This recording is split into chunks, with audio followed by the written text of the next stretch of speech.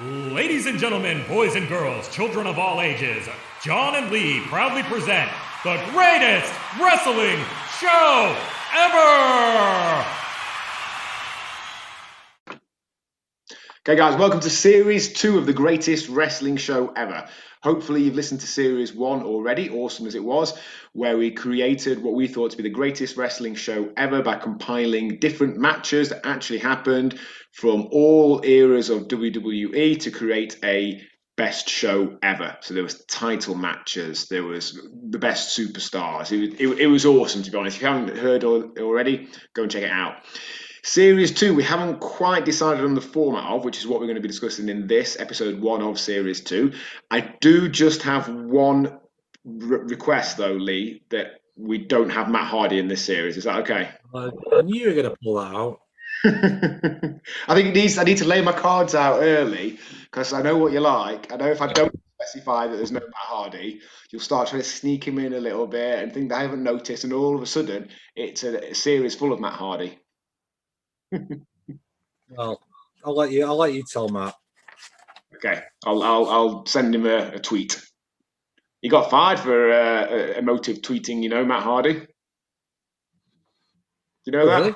Yeah, so around about. No. So let me think. Put the time frame. The time frame won't be necessarily perfect, but 2005, he does get released for going public about the situation with Edge and Lita. He gets rehired shortly afterwards, squashed by Edge in their feud. Goes on to have a number of successful years in WWE. He's the ECW World Champion. He wins the US title, the tag titles with MVP. But by about, I want to say 2010, he's clearly unhappy again and he wants out. And he gets released off the back of a number of tweets, or what I mean, it might not have even been tweets back then, things that he posted on the internet that looked like he was having a bit of a nervous breakdown. I don't know how much of that was him working it to try and get released, how much of it was him actually going bonkers, but he's definitely got a track record for being emotive on social media. So I'll be honest with you, I don't want to be the one to break it to him that he's not in Series 2. Well, to be honest, I mean, when he listens to this, I think he'll be happy anyway because we might not be including him in matches, but we've spent the first 1.5 minutes talking about him. That is true. So he's already the highlight of season 2. He is, to be honest. If someone tunes into this and thinks it's shit and turns off, all they'll remember is it's all about Matt Hardy. On the off chance someone thinks it's not very good and doesn't listen all the way through the rest of Series 2. Okay, so what we need to figure out is how Series 2 is going to work. We have suggested a few ideas back and forth towards each other, which we haven't quite finalised, and that's what we're going to do now.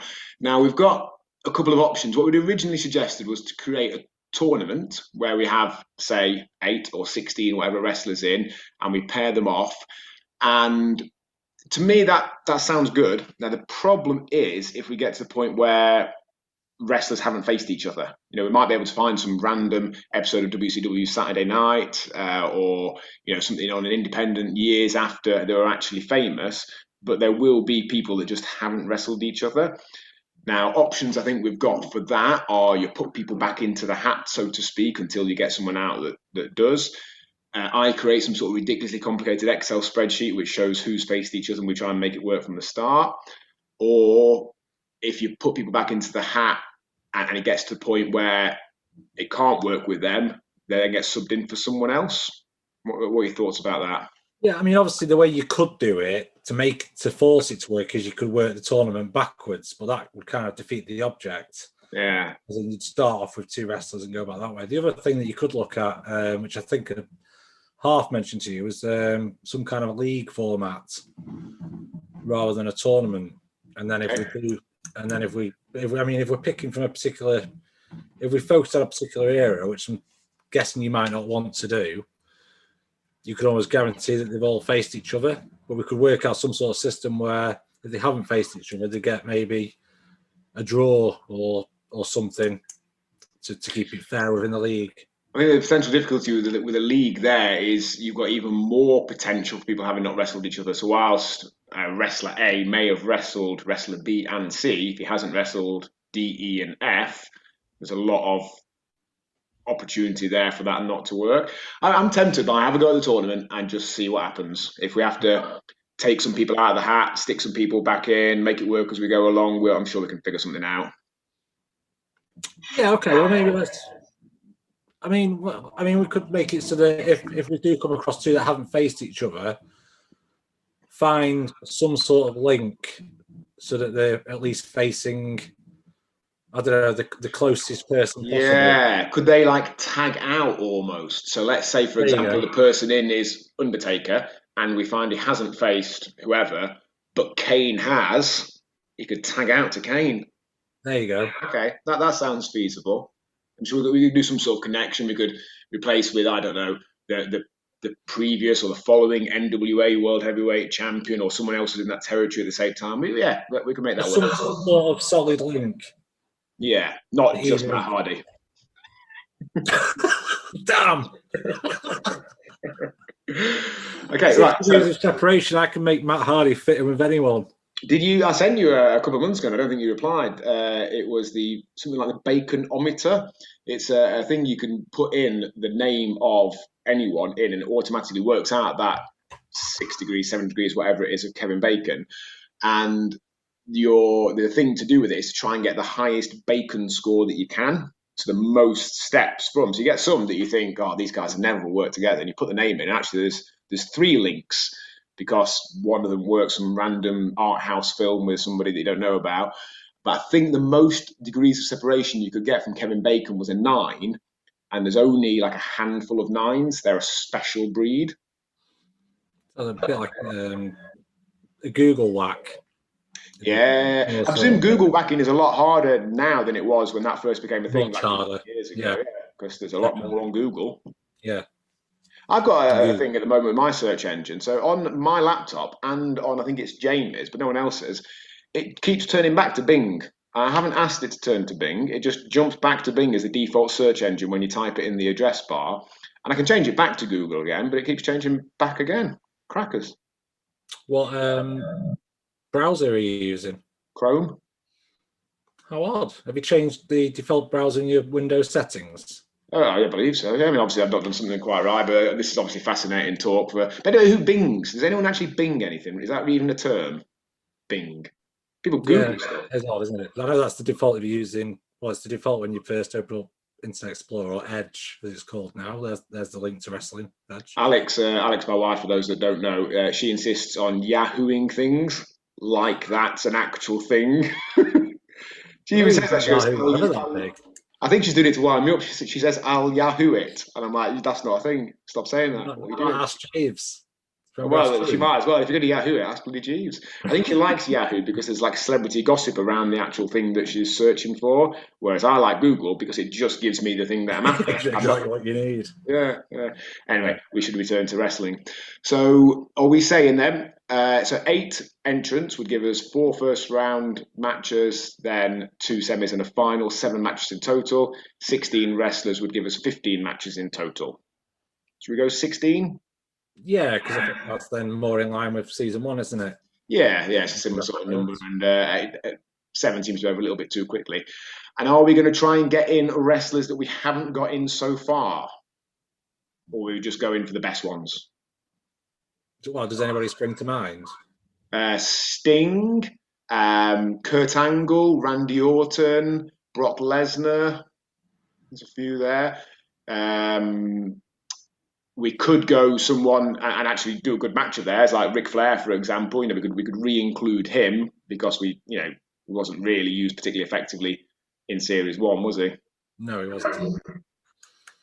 I'd be tempted to only go for ones we've used already if we really think it makes sense. I mean, you've got Andre the Giant, you've got Ultimate Warrior. I'm not saying that theirs will be particularly good matches, but that's not necessarily what we're looking for in this series, is it? No, I thought we were going to decide between us 16 legends of wrestling.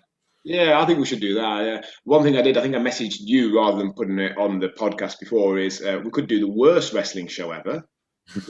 We could go on like Dave Meltzer's list and find all the ones that had like -5 star. You've got the Doomsday cage match from Uncensored '96. I don't know if you've ever seen that, have you?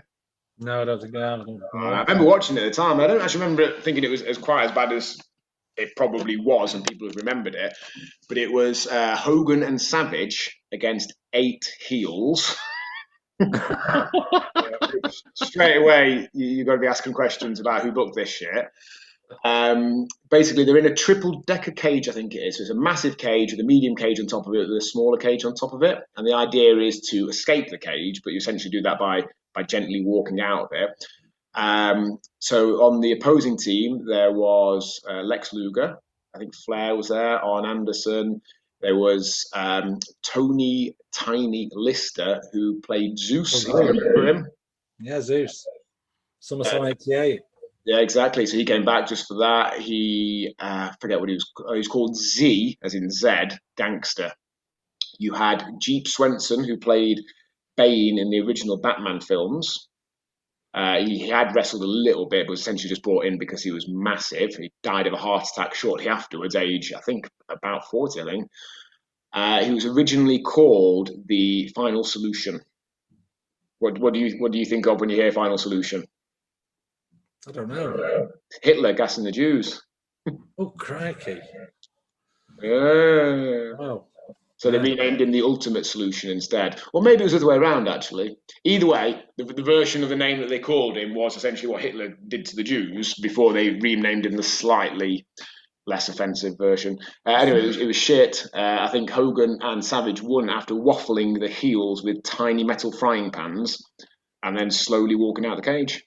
I mean, as you described it then, as a concept, it sounded quite good. But it just didn't work. Yeah, I think sometimes these things, I think you get something that is good, like a cage match, and you're tempting to make it bigger and better by adding more cage, more whatever it is. There's another one from, I think it's the Great American Bash in maybe like 88 or 89, where they have a similar but not as well structured multiple level cage, and it's incredibly wobbly. It's made of the same sort of mesh wire as opposed to the solid blue bars they had in WWF at the time, and you can't do much in it because it's wobbling around so much. Yeah, I've seen them before. Yeah. And what else could you include? Worst matches ever? I mean, I'm not sure. It'd be a bit of a slog, wouldn't it? We'd probably get halfway through the first episode and regret making that decision. I think we made the right. Taker and Goldberg, and was it Saudi Arabia? That was funny, though, wasn't it? Yeah, I don't know if that was shit or just. Yeah, it just didn't work. It just went wrong. Yeah, I mean, I think it was one of those where probably 90% of it was okay. It was that the botchers were particularly shit. It was the jackhammer where he nearly broke Taker's neck. It was the crap choke slam at the end. I think it was a spear that was pretty rubbish. I mean, there's a version of it set to the One Foot in the Grave theme tune, which is quite apt. It's back into Goldberg is for the Rumble, is that right? That's right, yeah. Facing Drew McIntyre, yeah. I quite like the little, I say pull apart, they weren't pulled apart, but the little thing they had on Raw the other week. I only noticed like a 2-minute clip where Goldberg pushes Drew over, Drew gets up and nuts him.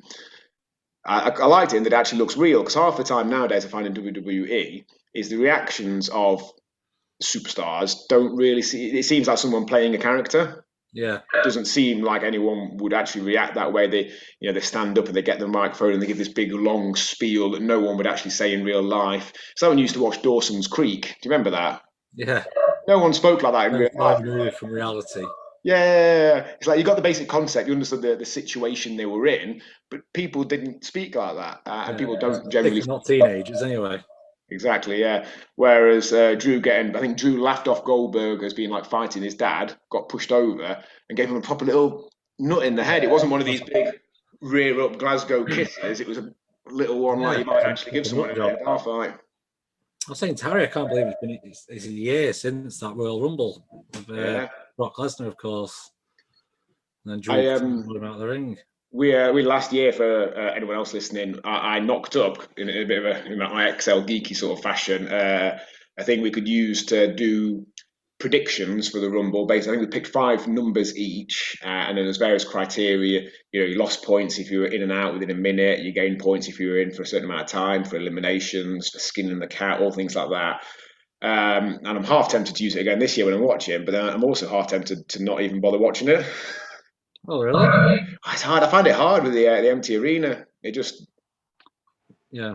It's just a reminder that it's not real. like I know it's not real because I did it 351 times myself. But I find when you're watching it with the crowd, you can allow yourself to get drawn into it. Get drawn into it. Yeah. When That's there's no one there, it just seems like two people pretending to fight. I got a I registered for the Thunderdome, Uh, and I got invited to go and watch Raw this week, just all gone. right, So I could have been there on Zoom. all right. But then I kind of started reading into it a lot more. Did they own your soul if you sign up for it? We weren't that. It was first of all because obviously I would have wanted to get Harry involved, Yeah. but you only have one person on screen. Okay. And then I was reading into it, and people are saying it's pretty much like just sitting at your laptop and watching an episode of Raw. Oh, it will be. Yeah. And also, if you stop cheering or booing for any sustained period of time, you get kicked off. Yeah. And you sat there for 3 hours. One guy went to the toilet and came back and found he'd been kicked off because he left the seat. So I thought, it doesn't really sound worth it. Does the view you get on that, is that the view from that particular camera? Is there like a camera built in, or is it just the general view? That's what I mean. So I imagined, say your screen is ringside, you've got the ringside view, but no, from what I was reading, it's like you're getting the camera view like you would on the telly. Mm-hmm. And I think maybe you can see other people as well who are in the same Zoom meeting or whatever it is. But yeah, it just didn't sound appealing when I read the feedback from other people that had done it. I can't imagine it's all that much fun, to be honest. Have you seen if it was 8 o'clock at night, yeah. Well, I'm not getting up at 2 a.m. for it. So have you seen what some people have done? Like they've been on screen and held up pictures of an animal being beheaded or of Chris Benoit and things like that. Yeah, I've heard of things like that happening. Yeah, bound to happen really, isn't it? You invite, I mean, to be honest, the average wrestling fan isn't necessarily the sort of person you want to have. There's no need for that, though, is there? It's like, no, of course not. Anyway. Right, so we need to decide on 16 wrestlers. Now, obvious ones that we haven't used before, I'll just make a few notes. We've got Randy Orton, we've got Brock Lesnar, we've got, who did I say before? Who? Sting. Oh yeah, Kurt Angle, Sting. How far back are we going? We're going for like the likes of Harley Race, maybe Terry Funk, something like that. Terry Funk match would be good, wouldn't it? Yeah. Maybe not Harley Race, because no offense to him, I don't think his stuff's aged all that well. I'm sure it was great for the time, but Terry Funk stuff I could probably still watch. A Harley Race match, I'm not convinced about. Who else didn't make the cut? Yeah, Andre the Giant, Ultimate Warrior. Who else we got? Right, do you know what? We might be able to come up with 16 here that just didn't appear at all. Yeah, potentially. Who have you got from the modern wrestler? You've got. Did we have Roman Reigns has been the biggest. Roman Reigns, I was going to say. Yeah, biggest name in wrestling now for several years. Anyone else particularly from the modern game, or are we just doing singles matches? Is that the plan? And is it just guys? It has to be just guys, really, doesn't it? Yeah, that's it. It's the only way it can work. Yeah, Series 3 could be a tag version of it. Yeah. Right, who we got? I might put Ric Flair down because I know we have used him, but I don't think we've really used him to his potential. We could always drop him out if we need to again. So we've got there 9 already. Orton, Lesnar, Angle, Sting, Funk, Andre, Warrior, Reigns, Flair. Who else?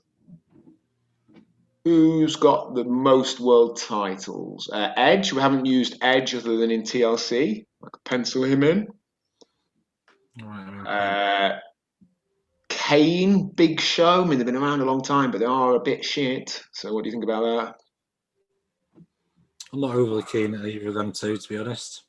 Kane's never done anything for me either. Like, it's just a bit too cartoony almost. And I know he doesn't necessarily present all of his stuff as cartoony, but again, I can't watch him and actually think it's. The best thing Kane has ever done is turning up to Undertaker's farewell in full costume. That was brilliant, wasn't it? When he got tricked by the rest of the boys when he came out, and he was like, "Oh fuck's sake, what have I done?" It's like when it's comic relief when you're 13 and everyone says, "Oh well, yeah, we're coming in fancy dress. Come in to school." What about Mr. Perfect? Oh yeah, I like that, Mr. Perfect. When Kane electrocuted Shane McMahon's testicles, that was quite good, wasn't it? Have you seen that? No. I think I might have sent you a gif of it at one point. So in storyline, obviously, he handcuffed or tied Shane McMahon to the ring post. So he's on the outside of it. I think stood on maybe just like the bottom of the ring steps, one step, handcuffed, hands up above his head to the ring post. And Kane attaches essentially jump leads, like you might get your car going with, to Shane's testicles, in essence. I mean, his trousers, obviously, and then zapped him. Brilliant. Yeah, that was pretty good. We could put Shane McMahon in for a laugh. I do like some of his matches. He's a daring individual, that's for sure. He is, and I'm always torn on him. Again, to me, it's just a reminder that it's a work. It's like, Yeah, that's the problem. it's the boss's son. He's 50. He's a bit pudgy. Fair enough, he's brave and does some good moves and all that. But no part of me thinks that in a real fight he would stand any chance with any of the guys he's in against. Yeah. His stuff looks, or at least makes me feel like it's been planned and rehearsed, which I know it all has. I'm not daft, but if that you've been reminded of that all the way through, it's like watching maybe like a bad soap opera where you can tell they're acting. Yes. Difference between that and a good soap opera where you know they're acting, you're not daft, or Game of Thrones or anything like that. You know it's not real, you're not stupid, but it's good enough that you allow yourself to be drawn in. Absolutely. If you can see, that the puppeteer holding the monster in the background, or someone reminding someone of their lines, it just takes you out of the moment, doesn't it? Yeah. Well, Jericho. Yeah, I'm not a massive fan, but go on then. Let's put him in. Well, I was going to say Roddy Piper, but I know you don't like him, so. Oh, well, I'll pencil Piper in. I don't dislike Piper. I thought you weren't a fan of his. I'm not a fan, but I don't dislike him. There's a difference between not being a fan and disliking him. Oh, fair enough.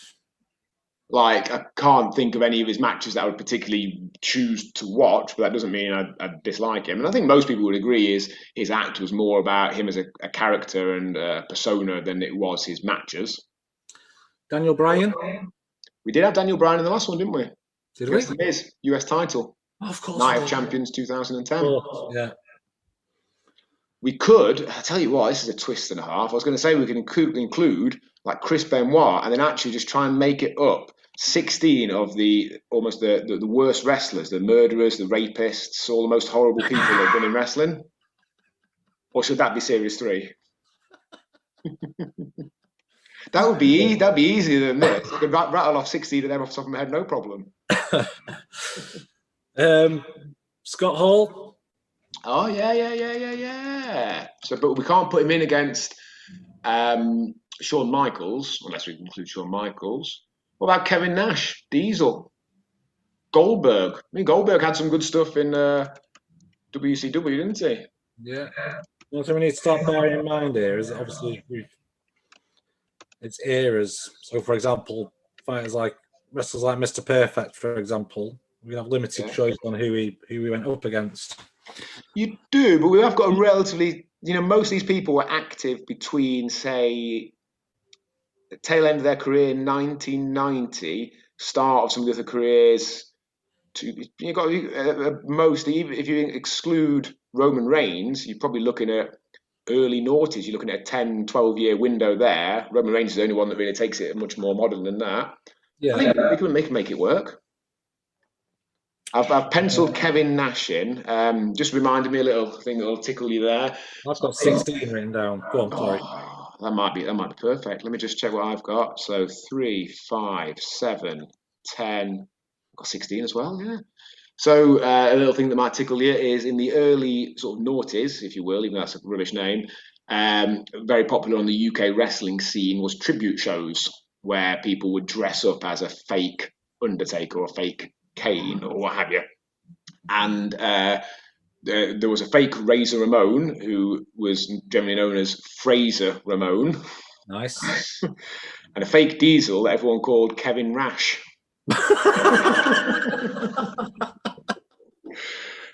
I think mainly just to amuse themselves, not for promotional purposes. Right, so if that's what we're going for, we've got Orton, Lesnar, Angle, Sting, Terry Funk, Andre the Giant, Ultimate Warrior, Roman Reigns, Ric Flair, Edge, Mr. Perfect, Chris Jericho, Roddy Piper, Scott Hall, Goldberg, Kevin Nash. It's probably going to be relatively easy to get that to work. Is there anyone from earlier, so say that probably the only person we've got really from before 1990 is Andre, Terry Funk and the Warrior. The only person we've got really from in the last 15 years, as in, came about in the last 15 years, is Roman Reigns. Anyone that we're missing out? Anyone that was big in, say, TNA or Japan or WCW that isn't an obvious one that's jumping out to us? You've got people like the Great Muta, you've got Jushin Liger. Nah. A little fun fact for those of you listening at home, the other day when I was looking for inspiration for this, I looked on the history of the PWI 500, the Pro Wrestling Illustrated magazine's annual list of the top 500 wrestlers in the world. And I was looking at the people that had made the most appearances on it, because that gives me an idea of people who've had long careers and therefore have potential to have faced multiple generations of wrestlers. And I messaged Lee, and he didn't read the message properly because he's a bit of an idiot, but saying, who is the American that has made the most appearances on the PWI 500? Lee said Jushin Liger because he cheated and looked and didn't read that I was asking for an American. That's something real. Cheated and did it wrong. But the American that's made the most appearances in the PWI 500 with 27 was Tommy Dreamer. Do you know who Tommy Dreamer is? No. I know, mad, isn't it? He was in ECW from the early 90s until he folded in 2001. Came to WWE for several years, maybe through to maybe 2010. And then he's been in TNA. He's got his own promotion, House of Hardcore, which is basically just a ECW revisited. I don't know if it's still going, to be honest. It might have stopped years ago for all I know. But I suppose he has been active all that time. And if you're looking to make a list of the top 500 wrestlers in the world, you've kind of got to include everyone that's active and well known, to be honest. Just looking at it, Have you seen who he was married to? But interestingly enough, when I typed Tommy into Google, the first suggestion was Tommy Dreamer. Okay.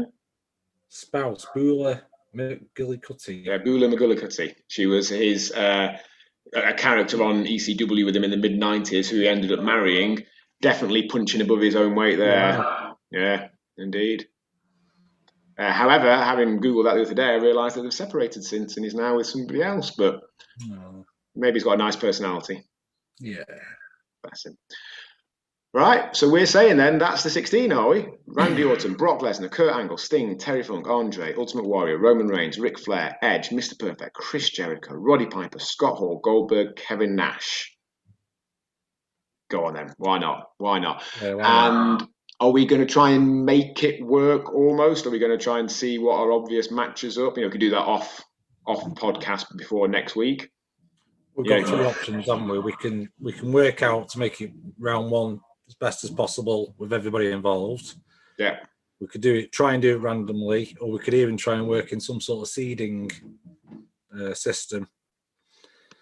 But then that'd be a whole other episode working out 1 to 16 in terms of who we class as the best wrestler. I reckon we make round one work. There's a few that are jumping out to me there. Terry Funk, we can only really put. He's definitely got Ric Flair. He may have wrestled Sting.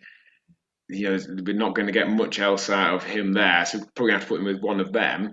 Who won when So with that, do we go for their most famous, well-known matches? So, for example, Terry Funk and Ric Flair had a very famous match in late 1989. I think it got 5 stars at the time.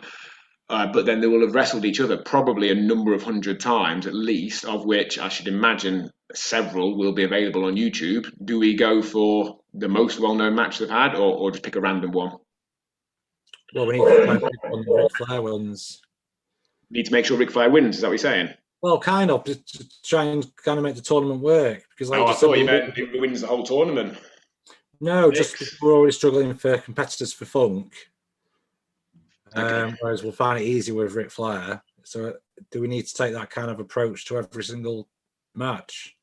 I think let's judge each one individually in terms of the match we pick. So for something like Flair and Funk, there's a really obvious one. There's one really famous match they've had. We haven't covered it. We haven't covered any NWA stuff from anything from that time period. So that makes sense. For something like if we end up with, say, I I don't know, Roman Reigns and Brock Lesnar, maybe try and be a little bit different rather than going for the obvious WrestleMania main event. Maybe try and pick something, a match they had on Raw or something like that. I think I think if we're taking that approach, we should pick what is known to be their best match. Best match or biggest match? What do you reckon? Most well-known one? Should we say biggest? Because we've already covered the whole. We've done the best, haven't we? Should we say biggest? Yeah. So we'll try and figure out what is their biggest, most well-known match where we can make that work. And if not, I mean, it'll always be their biggest match, I suppose, even if it's a random episode of Raw or something like that. Yeah. And shall we, while we've said it, shall we go for Terry Funk versus Ric Flair next week? Yeah, written that down. Cool. Good a start as any. And we'll figure out between now and then what the second match was going to be. Okay, guys, listen, I hope that is the end of episode 1 of Series 2 of the greatest wrestling show ever. It's now arguably the greatest wrestling tournament ever. As always, I hope you enjoyed that. Tell your friends, comment and stuff on Facebook. See you next week.